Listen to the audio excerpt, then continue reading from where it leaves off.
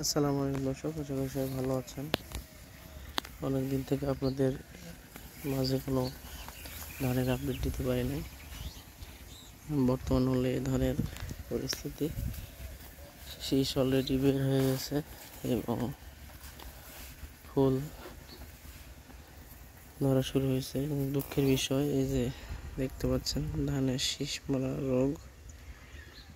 এই রোগটি আসলে অত্যন্ত খারাপ একটা বিষয়। আপনাদেরকে দেখাই, এই যে ধানের বালে কাটা হয়েছে, এই কারণে শীষ মরে যাচ্ছে। বিশেষ করে যেগুলো নমলা ধান হয়, এগুলো ধানের মধ্যে এই রোগটা একটু বেশি দেখা যায়।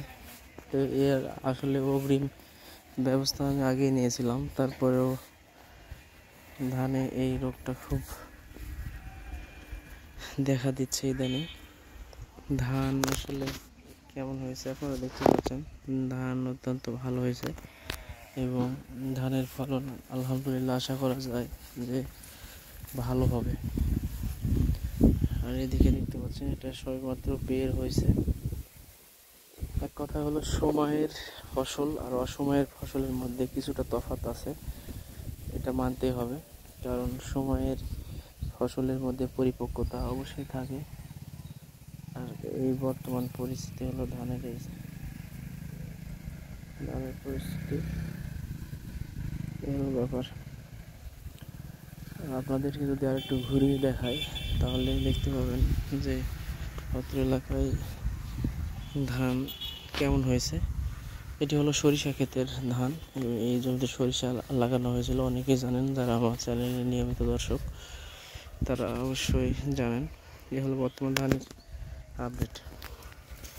আর আপনাদেরকে যদি আর একটু দেখাই তাহলে আপনারা একটু ক্লিয়ার হবেন যে আসলে যে জমিতে ধান সরিষা ছিল না, সেই জমির ধানটা আসলে কেমন হয়েছে।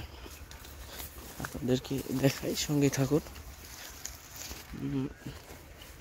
এগুলো হলো সরিষা ক্ষেতের ধান, সরিষা লাগানো হয়েছিল এবং এই ধানটি একটু নমলা, অর্থাৎ 15-20 দিনের নমলা।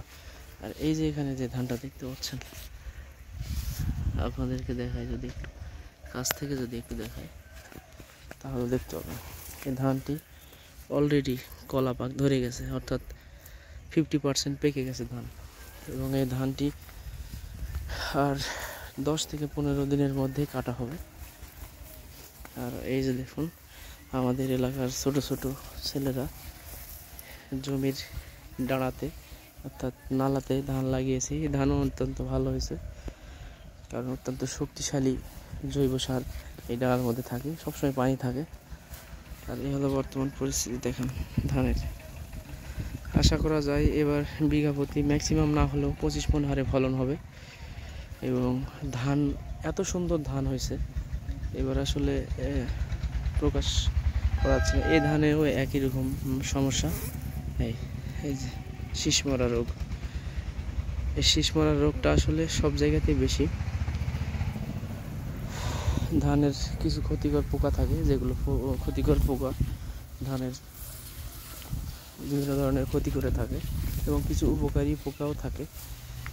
তো এখন আমাদের ধানের এখন বর্তমানে আপডেট, তো এই আপডেট আপনাদেরকে অনেকদিন থেকে জানাতে পারি নাই, এই কারণে আজকে একটু জানিয়ে দিলাম। এই হলো ধানের বর্তমান আপডেট। এই যে দেখুন, ধান অলরেডি কলা পাক ধরে গেছে ধান। এবং ধানের এগুলো হলো জিরা ধান, চিকন জিরা ধান। তো আজকের ভিডিওটি এ পর্যন্তই, আপডেট এই পর্যন্তই। আপনারা অবশ্যই শীষ মরা রোগ দেখা দেওয়ার আগেই আপনাদেরকে এটার রোধক হিসাবে কীটনাশক স্প্রে করতে হবে। নইলে কিন্তু একবার যদি শীষ কাটা রোগ লেগে যায় তাহলে কিন্তু এটি আর কোনোভাবেই দমন করা সম্ভব নয়। আপনি যতই বিষ দেন এটা আর কাজ করবে না, কারণ এই পোকাটি অলরেডি যখন বালের ভিতরে তার স্থান করে ফেলে এবং বাল কেটে দেয়, অর্থাৎ এটি একটি দীর্ঘ প্রক্রিয়ার মাধ্যমে হয়ে থাকে।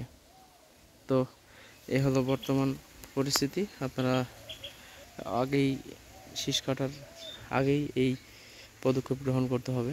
তাছাড়া কিন্তু একবার শীষ কাটা রোগ লেগে গেলে কিন্তু আর পরবর্তীতে আপনারা রোধ করতে পারবেন না। তো সবাই ভালো থাকুন, সুস্থ থাকুন এবং কৃষিভিত্তিক ভিডিও পেতে আমাদের চ্যানেলটি সাবস্ক্রাইব করে বেল আইকনটি অন করে রাখুন। ধন্যবাদ সবাইকে। আজকের ভিডিওটি এ পর্যন্ত। সবাই ভালো থাকুন, সুস্থ থাকুন এবং আমাদের চ্যানেলের সাথে থাকুন। আল্লাহ হাফেজ।